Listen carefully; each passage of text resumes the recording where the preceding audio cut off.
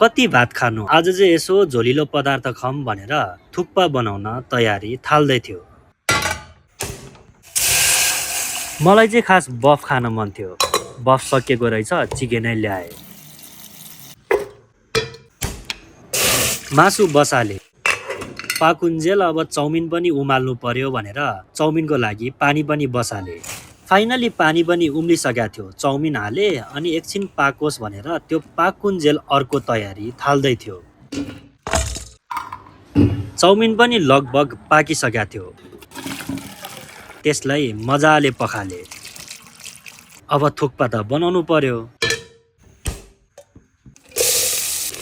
लसुन, खोर्सानी, जिरा, बेसार, नुन, अजिनो अनि अन्तिममा गोलभेडा। लगभग यो पाकिसकेको थियो। अब चाउमिन त हाल्नु पर्यो। अब यो चाउमिन चलाउन काँटा मैले यति खोजे भेट्दै भेटेन।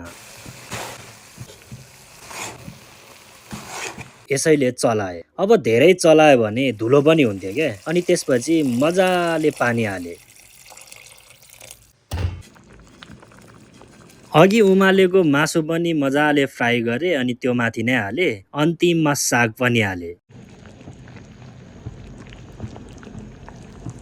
फाइनली मजाले पाकी पनि सकेको थियो। अब पस्काउनु त पर्यो।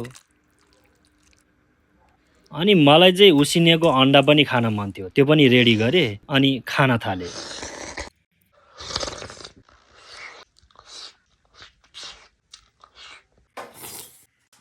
भाइले पनि खायो। थुक्पा सोचेको भन्दा नि धेरै मिठो भएछ। तपाईहरुलाई थुक्पा कस्तो लाग्छ त्यो चाहिँ कमेन्ट गर्नुहोला।